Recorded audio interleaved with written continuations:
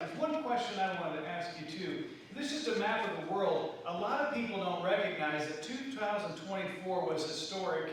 And just your quick take on this, in the fact that there were over 60 presidential elections around the world, in one of the largest cycles of presidential elections. How has that impacted your view around the world? What do you see with all these different people being elected around the world? What is the overall view of that?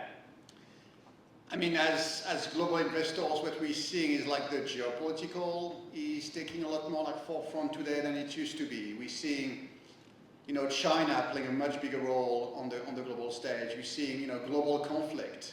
There are only 8 countries in the world which have, nuclear bombs. That's the US, Russia, the UK, France, China, India, Pakistan, and Israel. Today, 2 of those, 8 countries are in a conflict. We might see in a few weeks or months, Israel attack Iran. There's no resolution to the war in Ukraine. You might see China move on Taiwan at some point. And so I think the political and geopolitical backdrop is becoming a lot more prevalent as investors. And when our goal is to protect and preserve your capital, we need to think long and hard about those issues. And so, yeah, we spend a lot of time looking about and thinking about all those geopolitical risks. And every one of those countries has a different wave of baby boomers. They have a different set of interest rates. They have a different set of circumstances with their taxes. Well, we're going to turn to gold real quick. And if we can go to the next slide, we thought you might like to hear something from an old friend. We can click play.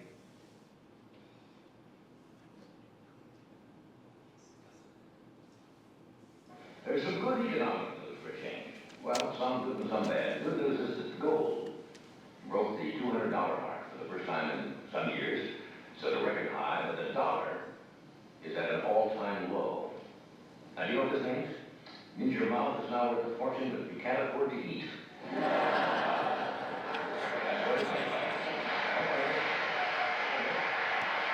How many of you can relate to this? I don't know if you noticed, but today, this was July 28th of 1978, but today, gold hit its all-time high, $3,245 an ounce.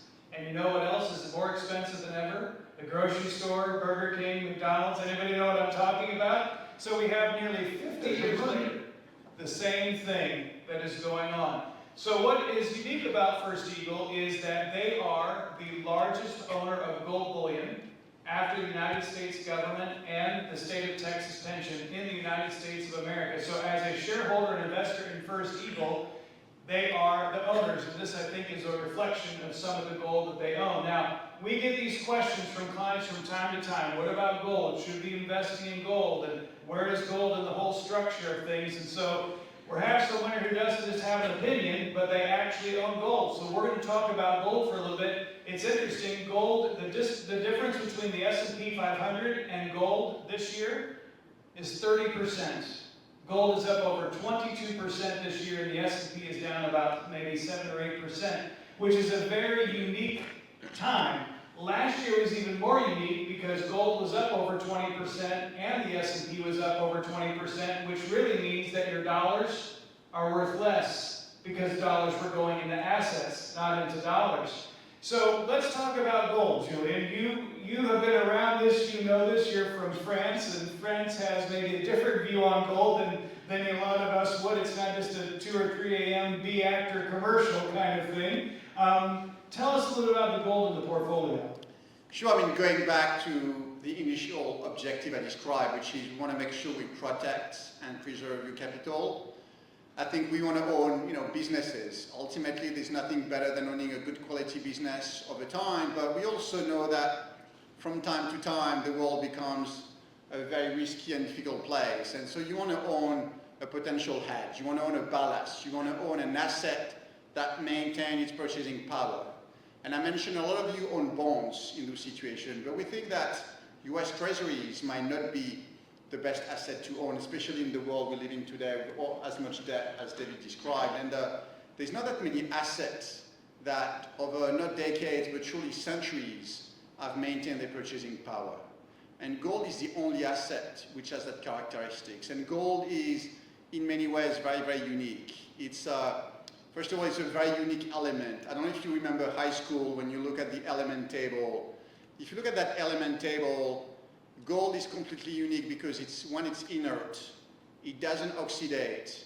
It doesn't corrode. You know, gold just doesn't go away. You can put gold in the middle of the sea for centuries, if not millennium, and it doesn't move. It just doesn't go away. Gold has no industrial usage, unlike platinum or silver. No one uses gold apart from like jewelry. So you almost wonder, why is gold on this planet? It's because gold is basically nature's currency. There's no other asset that cannot be printed, cannot be manipulated, doesn't have any usage, just doesn't go away. And that's why like gold has been used across time by every civilization as like the store of wealth. And so that's why gold has over time maintained its purchasing power. I always like to tell that story to Doug, which is, I'm French. If you read The Three Musketeers in France, 400 years ago, one of the musketeers gives an ounce of gold to one of his friends to buy himself a beautiful suit to his marriage, to his wedding. Today, gold is at $3,200. You can still buy yourself a very beautiful suit with an ounce of gold. And there's not that many assets that have maintained their purchasing power over time. Think about the US dollar. What could you buy 20, 30, 40 years ago with like $100,000? A lot of things. What can you buy today? Not that much. And inflation, kills the value of most assets. Gold is the only one which has maintained its purchasing power. And so having gold as a ballast in your portfolio, especially as an asset that, in terms of volatility, in terms of market drawdown, like we've seen in the last few months, that is negatively correlated to the stock market. I think it makes a lot of sense to have some gold in your portfolio, and that's where we have some. And in the volatility playbook that's at all of your tables, you'll be able to see the characteristics of gold and how it's worked throughout different market turmoil. One of the things that's interesting right now is, if you're paying attention to the news about gold, that gold is being flown back to the U.S. It's come out of London, it's come out of Singapore, it's come out of Switzerland. Do you have any idea why that's going on right now? I mean, you had a paradigm shift when obviously Russia invaded Ukraine and the US and the West decided to confiscate Russian foreign exchange reserves in dollar.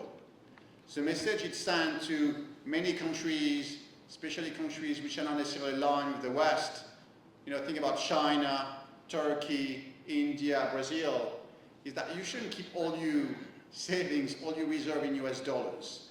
And we've seen central banks across the world, especially from those countries, buy a lot of gold. I think China has been buying 100 millions of tons of gold in the past few years. And so in a world which is, from a geopolitical standpoint, a lot more complex, where the US is not the only game in town, I think you're starting to see a lot of other countries buying gold and selling dollars. How much gold do you own? Not you personally, in the fund. It's about 15%, 1/5 of the portfolio, and it's in gold bullion that we own directly into a safe in New York City. And so we go visit every quarter that safe. They wait you when you come in. They wait you when you come out to make sure you don't steal it. So how much is that in USD, in US dollars? It's a few $1 billion. Yeah. So when we were in New York, I asked Julien, how much gold is that? Like, how big of a vault do you need? And he said, it's about the size of your walk-in closet. And he said that there is, all the gold in the world would fill an Olympic swimming pool. I think that's exactly. Gold is a uniquely dense asset. I don't know if you ever carried some gold, but it's incredibly heavy, incredibly dense. And if you ever look at a few $1 billion in gold, that's a small cube basically in the corner of the room. That's incredibly disappointing in many ways. And you said if you trade gold with a partner, they just take it from one vault to the next and bring it back. Yeah. That's a very unique asset. That's basically all the wealth of the world accumulated in gold. And so it's a very unique metal in many ways. And one thing too, we wouldn't know this unless you're just reading it. There were 2 nights last week when interest rates went up about 50 basis points. And to your point about bonds, there's a lot of question Was it the Chinese who were selling their bonds? Was it the Japanese? Is it hedge fund managers? Nobody knows what really happened. We won't till all the numbers come out and all the filings come out. But that was a pretty alarming couple of nights just last week when we were all sleeping. Yet gold maintained, and the stock markets had some volatility, and certainly the bond markets did, which is not refreshing news to our bond investors. Yeah, and that's telling, you know, when you lend money to someone, which is what you're doing when you buy US Treasuries. When you buy US Treasuries, you're basically lending money to the federal government. When that person, in that particular case, the US federal government, keeps, you know, spending more than they earn, keep accumulating more debt over time, you're taking more risk, and so you want to be paid more. And that's why just rates are going up, because people are asking questions about the US government. You know, will I ever be paid back? And so people are feeling, hey, I'm taking more risk lending you money.